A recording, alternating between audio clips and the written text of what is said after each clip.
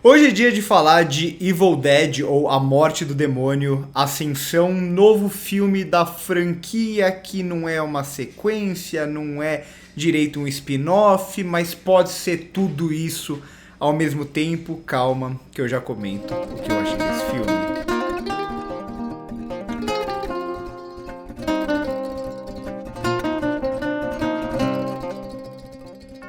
Evil Dead Ascensão é como se fosse o quinto filme Evil Dead, mais ou menos isso, me corrijam aqui embaixo se eu estiver errado. A gente tem a trilogia clássica do Sam Raimi, a gente tem o remake de 2013 e agora a gente tem esse novo filme que não se declara como um remake, não se declara como uma sequência, não se declara como um spin-off, mas ele tem a essência, digamos ali, de Evil Dead, apesar de fugir um pouco daquela premissa clássica. Não totalmente, a gente ainda vai ter os elementos de sempre, a gente ainda vai ter o livro, a gente ainda vai ter todo o funcionamento de como esses demônios surgem, o lance dos mortos-vivos e etc. Tudo isso é muito semelhante ao primeiro, mas a gente foge daquele lugar mais aberto, de uma cabana isolada, que a gente só vai ver mesmo na sequência inicial, e a gente vai para um espaço mais restrito, digamos assim, né? A gente vai para um prédio e principalmente para um apartamento específico, com os personagens não podendo sair lá de dentro. O filme ele vai tentar de alguma forma revisar a franquia sem perder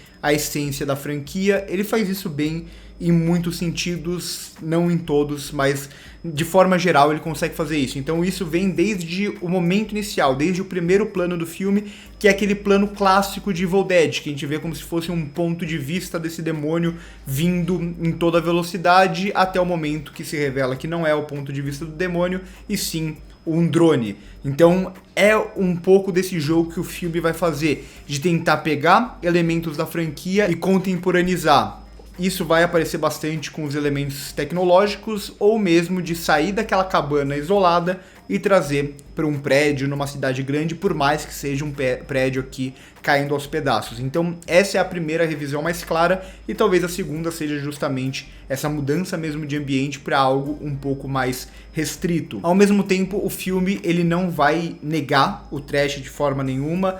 e tem até uma relação com o filme de 2013, acho que os dois têm abordagens bastante diferentes em algum sentido, mas aqui o que ele vai fazer é um filme, se a gente pegar a filmografia do Sam Raimi, ele tá muito mais para Arraste-me para o Inferno, em certo sentido, principalmente estético, do que para Evil Dead. Então ele não é aquele trash, digamos, de baixo orçamento, como a gente estava acostumado com os filmes antigos, algo que o filme de 2013 tenta replicar em algum sentido. Aqui ele parece muito mais um filme de terror mais comercial, tradicional de atualmente, ainda que com alguns elementos mais exagerados, mais escatológicos, que tem mais a ver com o trash, tem mais a ver com a própria franquia. Então o vomitar, o sangue exagerado, baldes e baldes de sangue, ou principalmente alguns elementos visuais aqui que são muito próprios dos primeiros filmes e que vão ser trazidos de volta, como por exemplo aquela câmera torta, o ponto de vista, como eu disse, do demônio vindo a toda velocidade, ou mesmo o uso muito constante aqui do split diopter, né, que é aquele lance de você ter algum elemento ou algum personagem em primeiro plano, outro personagem em segundo plano, e a gente vê os dois em foco e no meio dos dois fica desfocado, algo que o Brian De Palma usava muito. Esse filme vai usar bastante aqui e vai ser bastante eficiente nesse uso também. Ao mesmo tempo, esse filme ele já encontra um pouco mais do de 2013, por mais que eu acho que as abordagens sejam completamente diferentes, mas nos dois a gente vai ter uma personagem central feminina e que vai debater de alguma forma uma questão maior. Lá a gente tinha o lance da personagem ser dependente química e dela tá tentando ficar limpa, sóbria, passando por todo esse processo de abstinência, e o filme inteiro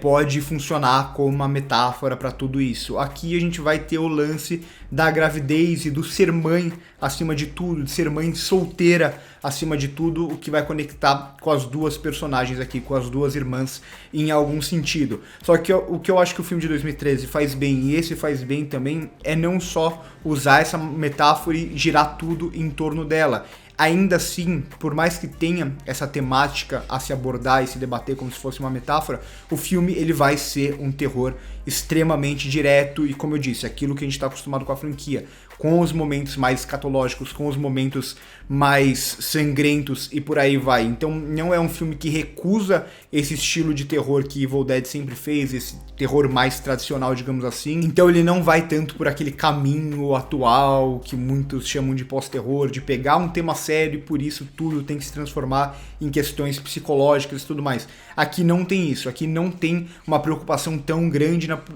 no aprofundamento dos personagens. Aqui ele não tem medo de ser extremamente gráfico, extremamente visual e extremamente brega, em certo sentido, exagerado mesmo, assim como a gente está acostumado com o Evil Dead. Então, de forma geral, eu acho que ele funciona bem dentro da franquia, por mais que eu prefira muito mais os 3 originais, talvez goste mais do remake, não sei, acho que tá mais ou menos ali no mesmo nível esse daqui, o remake, mas ele acaba sendo um interessante acréscimo para a franquia, em certo sentido, para tentar levar a franquia para um caminho diferente, mas sem fugir totalmente da sua essência. Ainda que, de forma geral, justamente por ele ir mais por esse lado do terror tradicional atualmente, do mainstream, e menos pelo lado do trash, por mais que tenha elementos do trash ali bastante presente, ele acaba sofrendo um pouco com os elementos de previsibilidade aqui. O jumpscare pra mim não é um problema nesse filme, assim como não era nos filmes antigos, eu acho que faz parte de tudo isso da franquia, mas o problema é que como o Lee Cronin vai encenar todas essas cenas, como ele vai enquadrar muitas das cenas de personagens em perigo, a gente tá muito já acostumado, a gente já sabe exatamente da onde vai vir o barulho, da onde vai vir uma personagem, como essa personagem vai vir. Ele ainda subverte isso interessantemente em alguns momentos, por exemplo, quando a gente vê uma personagem com um lençol atrás da personagem principal e a personagem principal não viu ou a personagem em perigo não viu aquela outra vindo com o lençol atrás. Então tem alguns momentos que ele consegue fazer isso bem, mas no geral ainda assim acaba caindo bastante nesses clichês de gênero, o que faz sentido por ser um terror muito mais direto, como eu já disse, mas ainda assim acaba tirando um peso de muitos dos momentos aqui. É um filme que eu achei ele muito mais divertido, em certo sentido, como o Evil Dead